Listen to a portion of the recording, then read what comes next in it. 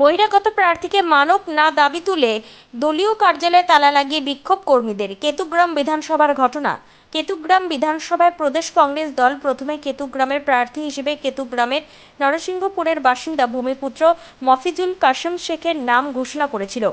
পরে আইনি জটিলতায় ওর জন্য মফিজুল কাশেম শেখের প্রার্থীপদ বাতিল হয়। কেতুগ্রামের কংগ্রেস নেতৃত্ব ভূমিপুত্র প্রার্থী দাবি করেছিল। সোমবার প্রদেশ কংগ্রেস বহিরাগত শেখ আবু বক্তারকে কেতুগ্রাম বিধানসভার প্রার্থী ঘোষণা করার পর ব্লক স্তরের নেতা কর্মীদের মধ্যে ক্ষোভ ছড়িয়ে পড়ে। কেতুগ্রাম বাসস্ট্যান্ডের কাছে জাতীয় কংগ্রেসের কার্যালয়ে তালা দিয়ে বিক্ষোভ দেখায়। প্রার্থী বদলের দাবিতে পোস্টার সাঁটানো হয়। কেতুগ্রামের কংগ্রেস নেতৃত্বের দাবি, বহিরাগত প্রার্থীকে মানব না। কেতুগ্রাম ১ নম্বর ব্লকের কংগ্রেসের সভাপতি সফি নজরুল ইসলামের দাবি, প্রার্থী নিয়ে আমাদের সঙ্গে দলের কোনো নেতা আলোচনা করেনি।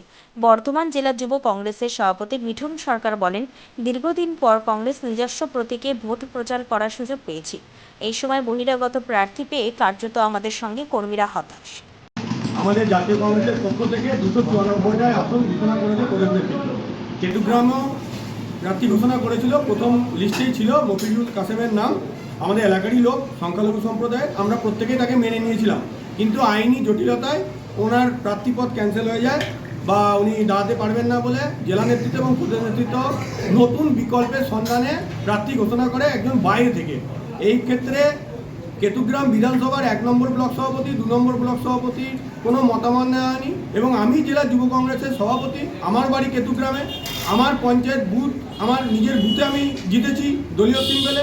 আমাদের কোনো রকম মতামত না নিয়ে একজন বাইরে থেকে একটা ছেলেকে দাঁড় করিয়ে দিয়েছে, সংখ্যালঘু বলে তাকে দাঁড় করিয়ে দিয়েছে। তাহলে সংখ্যালঘু তো কেতুগ্রামেও ছিল। কেতুগ্রামে আমাদের যুব সংখ্যালঘু আছে, মাদার কংগ্রেসের সংখ্যালঘু আছে, মহিলা কংগ্রেসের সংখ্যালঘু আছে। তাহলে কেতুগ্রামের ব্লক সভাপতি, কেতুগ্রামের স্থানীয় নেতৃত্ব কারো মতামত না নিয়ে জেলা এবং প্রদেশ নেতৃত্ব একটা বহিরাগত প্রার্থীকে চাপিয়ে দিচ্ছে। এই চাপিয়ে দিলে তো হবে না। কর্মীরা এতে একেবারে হতাশ এবং বিক্ষুব্ধ। কর্মীরা প্রথম অবস্থায় উজ্জীবিত ছিল দলীয় সিম্বল ফিরে পাওয়ার জন্য, কিন্তু এইরকম পরিস্থিতিতে বাইরে থেকে প্রার্থী ঘোষণা করায় তারা বিক্ষুব্ধ।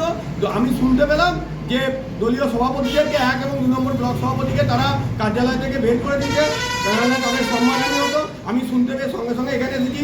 আমাকেও কর্মীরা, আমাদের যুব কংগ্রেসের কর্মীরা বিক্ষোভ দেখায়। তারা বলে যে আমরা বহিরাগত প্রার্থী মানছি না, জেলা এবং প্রদেশকে সেটা জানানো। আমি জেলা এবং প্রদেশকে জানাচ্ছি অবিলম্বে এই বিষয়ে আলোচনা করা হোক, নাহলে কেতুগ্রাম বিধানসভার দলীয় কর্মীরা একেবারে হতাশ হয়ে থাকবে আর আগামী দিনে হয়তো নির্বাচনেও অংশগ্রহণ করবে না। কি নাম আপনার? আমার নাম মিঠুন সরকার, সভাপতি।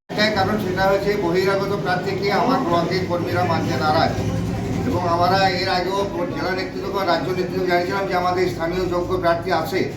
সে সংখ্যালঘু, ওরা সংখ্যালঘু একটা হিড়িক তুলে যে সংখ্যালঘু জেলায় হয়নি, এখানে সংখ্যালঘু প্রার্থী দিতে হবে। সংখ্যালঘু প্রার্থী দেওয়া মানে এই নয় যে বহিরাগত কাউকে নিয়ে যাবে। এখানে সংখ্যালঘু প্রার্থী হওয়ার যোগ্য ব্যক্তি আমাদের দলের মধ্যে আছে। হ্যাঁ, যার জন্য কর্মীরা, আমাদের ব্লক সভাপতি এবং যুব সভাপতি এরা আমার ঘরে উপস্থিত হয়েছিলাম। তাদের মতামতে ভোট প্রক্রিয়া কীভাবে চালানো যায়, যার জন্য কিন্তু ওদের ক্ষোভটা প্রচণ্ড হারে আমাদের প্রতি একটা আছড়ে পড়লো এবং আমাদেরকে ওরা বললো আপনারা সসম্মানে বেরিয়ে যান অফিস থেকে, নাহলে কিন্তু আপনাদের আরও অসম্মান বাড়বে। আমাদেরকে একরকম ধাক্কা দিয়েই ঘর থেকে বের করে দিয়ে ঘরে তালা লাগিয়ে দিয়েছে এবং পোস্টার লাগিয়ে দিয়েছে। ওখানে আমরা গেলে বুঝতে পারি। কি নাম আপনার? আমার নাম সুধীর।